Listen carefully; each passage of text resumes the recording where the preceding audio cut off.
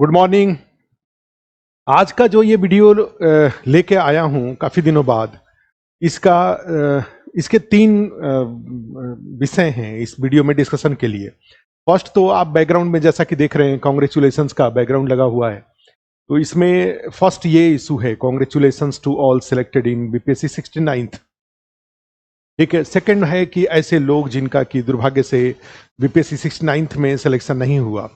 और तीसरा, अब आगे का रास्ता क्या है, जो सिलेक्टेड है उनके लिए भी और जो सिलेक्ट नहीं हुए उनके लिए भी, और जो बीपीएससी 69th में शामिल नहीं थे, नए लोग या पहले या अदरवाइज किसी कारण से वो बीपीएससी 69th का इंटरव्यू नहीं दिए थे, मेंस नहीं दिए थे, पीटी नहीं दिए थे, उन लोगों के लिए जो बीपीएससी 70 के लिए। तो तीन विषय इसमें हो रहे हैं। तो फर्स्ट जो है वो निश्चित रूप से आज का सबसे ज्यादा चर्चित विषय है। कल शाम को बीपीएससी 69th का काफी दिन इंतजार के बाद उसका लगभग एक महीने के इंतजार के बाद उसका फाइनल रिजल्ट आया। और उस फाइनल रिजल्ट में 3 कैटेगरी के रिजल्ट शामिल थे। एक तो बीपीएससी जो एडमिनिस्ट्रेटिव सर्विस है उसका, जो प्रशासनिक सेवा है, सिविल सेवा है उसका। दूसरा एक एफएओ का भी उसमें इंक्लूड है, फाइनेंशियल एडमिनिस्ट्रेटिव ऑफिसर का। और तीसरा सीडीपीओ का।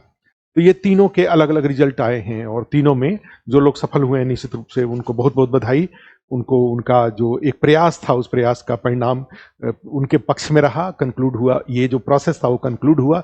और जो भी आपकी प्रायोरिटीज थे उस प्रायोरिटीज में कुछ लोगों को अपने फर्स्ट प्रायोरिटी प्राप्त हुए, कुछ लोगों को फर्स्ट प्रायोरिटी प्राप्त नहीं हुआ। लेकिन जो भी हुआ, तो किसी भी तरह की सफलता अपने आप में बहुत बड़ी सफलता होती है।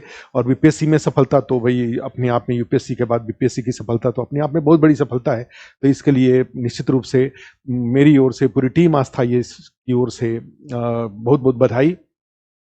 हमारे यहाँ से भी जुड़े आस्था आईएएस भी, हम लोग केवल बीपीएससी, आप सब लोग जैसे जानते हैं कि आस्था आईएएस केवल बीपीएससी की पढ़ाई के लिए ही संस्था, बीपीएससी के लिए ही है ये। इसके अलावा हम कुछ दूसरा नहीं पढ़ाते, हम यूपीएससी का क्लास नहीं चलाते अपने यहाँ। हम बीपीएससी के अलावा एसएससी या जो बिहार में दरोगा का या अन्य टीचर उस तरह के एग्जाम का हम कोई क्लास नहीं चलाते हैं। और हर एग्जाम में क्वालिफाई करने के लिए काफ़ी परिश्रम करने पड़ते हैं। लेकिन मैं ये बताना चाह रहा था कि जो प्रोटोकॉल है उस प्रोटोकॉल के अनुसार निश्चित रूप से यूपीएससी फिर बीपीएससी का आता है। हम लोग केवल बीपीएससी की पढ़ाई यहाँ पे आस्था इसमें कराते हैं। तो इसमें और काफ़ी दिनों से करा रहे हैं। हमें लग रहा है कि 48-52 से हम बीपीएससी की तैयारी करा रहे हैं। तो 48-52 से तो काफ़ी एक बैकअप भी होता है हमारे पास। बैकअप का मतलब ये होता है कि लोग, जैसे काफ़ी पहले ऐसा नहीं होता, कि कई लोगों के साथ होता है कि एक बार पढ़ते हैं उसी बार उनका हो जाता है। लेकिन कई बार ऐसा होता है कि एक पहली बार में नहीं हो पाता है, पहली बार अस्थायी से पढ़े उसी बार नहीं होता है, फिर होता है। तो उस तरीके से हमारे पास एक काफ़ी स्ट्रॉन्ग एक बैकअप है। जो लोग ऑलरेडी सेलेक्टेड हैं उनका दोबारा इंप्रूवमेंट होता है, जो कई बार कारणों से सेलेक्ट नहीं होते हैं तो उनका फिर सिलेक्शन होता है। और इस तरह से अब ये बोलने की बात नहीं कि अस्थायी से बीपीएससी 69th में कितने लोग सेलेक्ट हुए हैं। जैसा कि हमारा 35-40% का एवरेज रहता है यहाँ से सिलेक्शन का, तो वैसा इस बार भी है। ठीक है, अभी लिस्ट अभी फाइनल हो ही रहा है। कल रात में जब रिजल्ट आया था तो हमारे पास जो भी डेटा अवेलेबल थे उसके अकॉर्डिंग फर्स्ट रैंक और बाकी सारे जो भी, मैं यहाँ पे बस एक ही चीज़ बताना चाहता हूँ सफल लोगों के लिए कि आप ध्यान रखिए, आपके बोलने का आपने अपने प्रयास से सफल हुए हैं। निश्चित रूप से कोचिंग की जो थोड़ी बहुत भूमिका हो सकती है वो भूमिका होती है, वही हम उतना ही दावा भी करते हैं, उतनी भूमिका की दावा करते हैं। हम कभी अस्थायी कभी भी किसी भी सफल का कोई व्यवसायिक उपयोग, किसी उनके रिजल्ट का कभी व्यवसायिक उपयोग नहीं करता, कभी भी हम उनके सफलता का पूरा श्रेय नहीं लेते हैं। लेकिन हम यहाँ पे, चूंकि हम भी बीपीएससी पर ही फोकस हैं और आपके लिए ही प्रयास करते हैं, आपके लिए ही पीटी, आपके लिए ही मेंस और आपके लिए ही इंटरव्यू का दिन भर बैठ करके इंटरव्यू, मॉक इंटरव्यू लेने का काम करते हैं। दिल्ली में, पटना में, सब सुबह में 10 बजे शुरू होता है। जो लोग जुड़े हुए हैं वो जानते हैं, रात में 8 साढ़े 8 बज जाता है और बैठ वहाँ पे दिन भर पूरे दिन मॉक इंटरव्यू लेना 3-3 4-4 लोगों के साथ। फिर पटना में जा करके इस बार भी मौर्या होटल में, प्लस मेंस के क्लास, सारे पीटी मेंस के जो भी क्लास होते हैं, इंग्लिश मीडियम, हिंदी मीडियम, वो सारे क्लास हम कराते हैं यहाँ पे। और उसका सबका क्लास नोट्स जो होता है वो हम सबको बिना कोई शुल्क लिए हुए सारे मेंस के क्लास नोट्स हम अवेलेबल कराते हैं। इसके लिए हमारे पास कम से कम 5000 से ज़्यादा लोगों का व्हाट्सएप ग्रुप है, कई सारे व्हाट्सएप ग्रुप हैं मेंस के टेलीग्राम पे भी, आस्था इसके टेलीग्राम पे भी जाएंगे तो जो मेंस का हिंदी मीडियम इंग्लिश मीडियम का जो क्लास नोट्स है वो सारा वहाँ पे अवेलेबल है। तो हम मेंस का एक्सक्लूसिव क्लास कराते हैं, पीटी का एक्सक्लूसिव क्लास कराते हैं। पीटी में जो भी 8 सेक्शन है, 8 सेक्शन का मैंने आस्था इसके क्लास की अपनी एक विशेषता है कि हम फाउंडेशन मेंस कंप्री नहीं कराते, एक ही साथ इकोनॉमी पीटी और इकोनॉमी मेंस दोनों एक ही साथ नहीं करा देते। हिस्ट्री पीटी और मेंस एक ही साथ नहीं कराते, ज्योग्राफी पीटी मेंस एक ही साथ, दोनों अलग अलग कराते हैं। हिस्ट्री का पीटी क्लास अलग चलता है 100 घंटे से ज़्यादा, ज्योग्राफी का क्लास अलग चलता है, इकोनॉमी का अलग चलता है, पॉलिटी का अलग चलता है, साइंस का अलग चलता है। फिर मेंस में जब जाते हैं तो यहाँ का पॉलिटी अलग चलता है, मेंस का सब्जेक्टिव जो होता है, हिस्ट्री का अलग चलता है, ज्योग्राफी का अलग चलता है, इकोनॉमी का अलग चलता है, साइंस टेक्नोलॉजी का अलग चलता है। ये दोनों क्लास को हम अलग अलग रखते हैं, जिससे फायदा ये होता है कि पीटी का अलग क्लास नोट्स बनता है, मेंस का अलग क्लास नोट्स बनता है। ठीक है, और ये क्लास नोट्स हम फ्री ऑफ कॉस्ट सबको शेयर करते हैं। अब किसी को भी चाहिए तो व्हाट्सएप आस्था इसका जो ये 9540444460 वाला नंबर है, उस पर अगर कोई भी हाई लिख के भेजता है कि मुझे लिख के मैसेज लिख के भेजता है कि मुझे क्लास नोट्स चाहिए, उनको क्लास नोट्स सारे शेयर किए जाते हैं, उसका पीडीएफ शेयर किया जाता है। इस बार तो हमने क्या किया था कि अभी आप आस्था एकेडमी ऐप जो है हमारा, उस पर जाएंगे तो हमने सारे प्रिंटेड नोट्स को, जो प्रिंटेड नोट्स हम यहाँ पे होता है उसका ई बुक हमने सब शेयर कर रखा है। जो बीपीएससी 70 दे रहे हैं उनके लिए काफ़ी काम का है, एक बार तो पेज पलट जाएंगे तो 2-4 फैक्ट उनको वहाँ से मिल जाएगा। तो हम तो अपने एक तो यही मैं यहाँ पे ये सब बातों के बीच में ये बताना चाह रहा हूँ कि जो जुड़े आस्था ये से वैसा, चूंकि हम बिल्कुल एक्सक्लूसिव बीपीएससी के लिए ही हैं आस्था, इसमें पीटी का मेंस का सबका क्लास कराते हैं, नोट्स बनवाते हैं, सब कुछ कराते हैं। तो ऐसा मैं नहीं मानता हूँ कि जैसे कोई भी तैयारी करता है तो जनरली थोड़ा टटोलता है वो कि भाई कहीं से कोई उसमें बीपीएससी ओरिएंटेड हमें इकोनॉमी का नोट्स मिल जाए, बीपीएससी ओरिएंटेड हमें साइंस, तो लोग पढ़ते हैं। मैं चाहे यहाँ पे जितने हमारे पास डेटाबेस अवेलेबल है उस पे से भी पता चलता है कि लोग हमारे यहाँ के नोट्स को पढ़ते हैं जो मेंस का, और अच्छा स्टैंडर्ड नोट्स बनता है। क्योंकि हम केवल इकोनॉमी की ही बात करें, इंडस्ट्री की ही बात करें तो इंडस्ट्री में आप जानते हैं कि इंडस्ट्रियल डेवलपमेंट इन इंडिया और इंडस्ट्रियल डेवलपमेंट इन बिहार और बीपीएससी की जरूरत होती है दोनों को जोड़ के, और वो जोड़ के हम कराते हैं। एक हमारा जो क्लास नोट्स होगा उसमें इंडस्ट्रियल डेवलपमेंट जब लिखा जाएगा तो सेंट्रल गवर्नमेंट के जो भी इनिशिएटिव होंगे, बिहार गवर्नमेंट का इनिशिएटिव वहीं पे होगा। फूड प्रोसेसिंग अगर हो रहा है तो उसका सेंट्रल गवर्नमेंट का इनिशिएटिव तो बिहार गवर्नमेंट का initiative, organic farming central government का इनिशिएटिव, बिहार गवर्नमेंट, दोनों हम साथ में जोड़ के कराते हैं। मैं ऐसा होता है कि कई बार क्या होगा, सेंट्रल गवर्नमेंट अलग, सेंट्रल गवर्नमेंट इनिशिएटिव लोग करा देंगे, बिहार गवर्नमेंट, लेकिन ये दोनों जोड़ के कराने के लिए एक्सपीरियंस की जरूरत होती है। और हमारे यहाँ स्थायी इसमें जो, तो हम, मैं ये मानता हूँ, मुझे लगता है ऐसा कि हमारे यहाँ के नोट्स लोग पढ़ते हैं। ठीक है, और नोट्स लोग पढ़ते हैं तो, और आप सीधे भी लोग पढ़ते हैं, अगर सीधे नहीं पढ़ते तो इतने सालों से हम कैसे इसको करा पाते। तो लोग सफल भी होते हैं, और जो इंटरव्यू वगैरह के लिए जिस तरह से लोग आते हैं तो इंटरव्यू देने वाले सारे लोग सिंसियर होते हैं। और आप जानते हैं कि हमारे यहाँ 350, 400 लोग, 900 अगर रिजल्ट आता है मेंस का तो उसमें करीब आधे के आसपास लोग हमारे यहाँ होते हैं जो इंटरव्यू देने के लिए लोग होते हैं। तो निश्चित रूप से जो अच्छे लोग हैं उनका विश्वास आस्था इसको रहता है। बस एक ही रिकमेंडेशन, सफल होने के बाद कई बार कुछ मोह माया में गलत संस्थाओं का रिकमेंड मत करिए। आपका चूंकि सफल लोगों की बातों का बहुत वैल्यू होता है, तो आप कोई भी रिकमेंडेशन करेंगे तो इसका नुकसान ये होगा कि बहुत गरीब बच्चा कोई बकरी बेच करके, बिहार में चूंकि बहुत ज़्यादा आप देखते हैं बीपीएससी की तैयारी करने वाले लोग काफ़ी गरीब बैकग्राउंड से, हम्बल बैकग्राउंड से लोग आते हैं, और आते हैं वो बड़े हार्ड एंड मनी लेके आते हैं, और आपके रिकमेंडेशन से, आपके बोलने के कारण कुछ ऐसे जगहों पर वो चले जाएंगे जहाँ पे बीपीएससी की उनकी ज़रूरतें पूरी नहीं होंगी।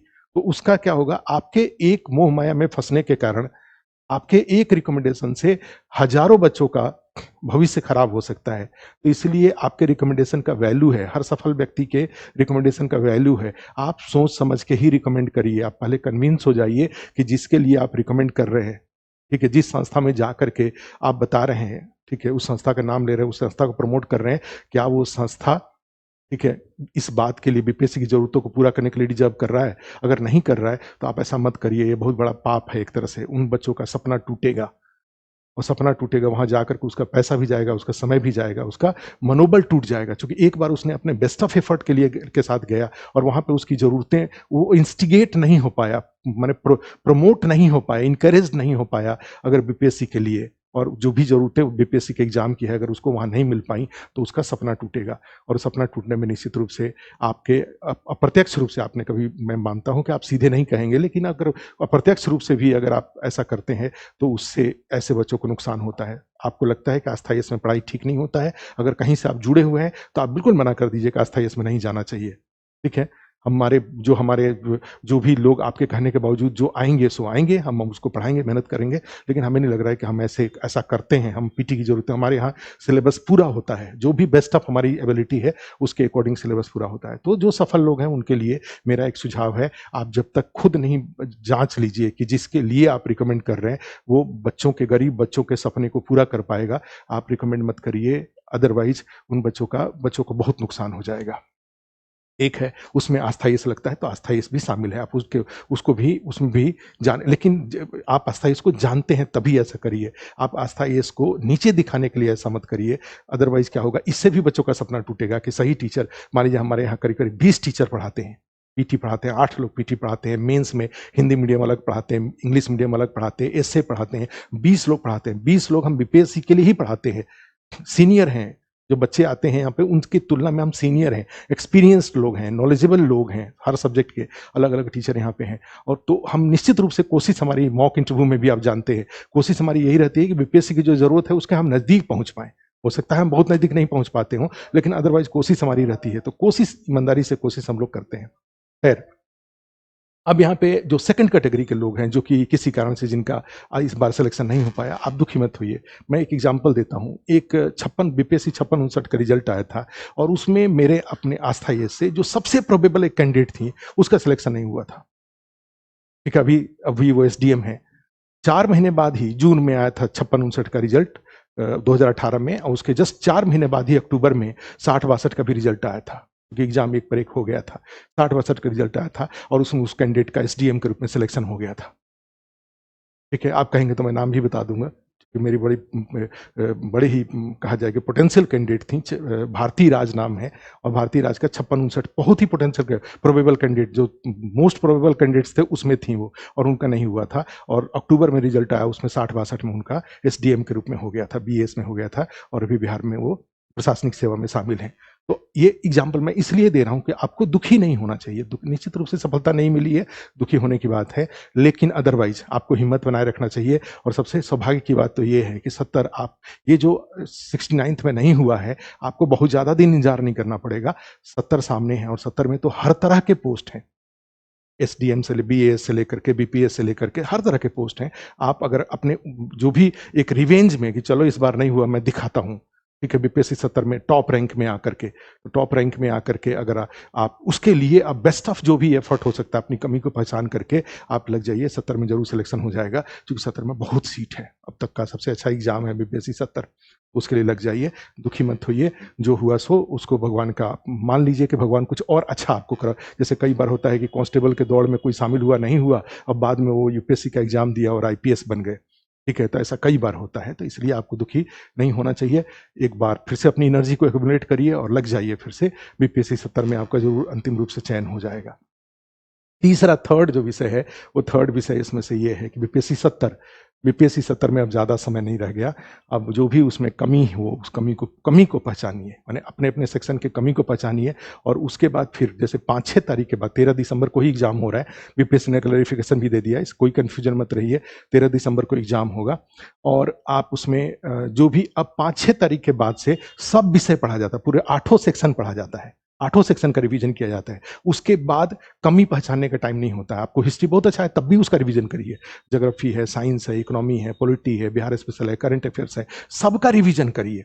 5-6 तारीख, 5 तारीख तक अभी भी कुछ एरिया, जैसे जो आपका सेक्शन कमजोर लगता है, किसी का साइंस कमजोर लगता है, किसी का ज्योग्राफी कमजोर लगता है, सारे आस्था आईएएस एकेडमी जो ऐप है, उस ऐप के ऊपर हमने उसमें डाल रखा है। ठीक है, तो उसमें सारा, इसमें वीडियो डाल रखा है, उसका ई बुक डाल रखा है, उस पेज को भी एक बार जरूर दौड़ा लीजिए। एक बार जैसे उसको जैसे इकोनॉमी को खोला, इकोनॉमी को क्लिक किया और एक बार पेज को दौड़ा लिया, नजर उस पर दौड़ा लीजिए, 2-4 फैक्ट हो सकता है काम का मिल जाए और वो एग्जाम में का। उसी तरह से बिहार स्पेशल का, उसी तरह से साइंस का अभी लेटेस्ट जो गया है वो बिहार इकोनॉमी इंग्लिश मीडियम गया हुआ है, पीटी का, तो उसको भी एक बार रनिंग में दौड़ा लीजिए, हो सकता है कुछ फैक्ट आपको वहां से मिल जाए। ठीक है, तो बस यही है। ऑल द बेस्ट, अपना बेस्ट ऑफ एफर्ट करिए सभी लोग। चूंकि ये बीपीएससी 69th में एक और भी हो रहा है कि जो पहले से सिलेक्टेड हैं, जो फर्स्ट रैंकर थे, वो बीपीएससी 67th में सिलेक्टेड थे। ठीक है, तो ये अपने यहाँ से ही सिलेक्टेड थे, अपने यहाँ पढ़े थे। ठीक है, तो उनका फिर दोबारा हुआ है, फर्स्ट रैंक आया है बीपीएससी 69th में। तो एक बार इससे ये जाहिर हो रहा है कि जो पहले सिलेक्टेड हैं वो अपने एग्जाम के थ्रू प्रमोशन के लिए प्रयास कर रहे हैं, ठीक है? तो एग्जाम के थ्रू प्रमोशन के लिए प्रयास कर रहे हैं, तो इसका मतलब है कि वो लोग सीरियस हैं। तो ऐसे लोग जिनका कि कहीं सिलेक्शन नहीं हुआ है, उनको अपने एफर्ट को और बढ़ाने पड़ेंगे। क्योंकि भारी संख्या में जो बीपीएससी के सिलेक्टेड हैं, वो डिपार्टमेंटल प्रमोशन के बदले एग्जाम से प्रमोशन के लिए प्रयास कर रहे हैं। तो उनके साथ आपका कॉम्पिटिशन है, तो इसलिए आपको अपने प्रयास को बढ़ा लेना चाहिए। पीटी के लिए, फिर उसके बाद मेंस के लिए, मेंस का क्लास होता है, क्वेश्चन आंसर लिखने का प्रैक्टिस होता है, ये सब चीज़ें होती है। मेंस का आंसर कैसे लिखा जाता है, ये बड़ा इंपॉर्टेंट हो जाता है नॉलेज होने के बाद भी। तो ऐसे लोग जिनका कि सिलेक्शन हुआ है, ऑलरेडी कहीं जॉब में हैं, ठीक है?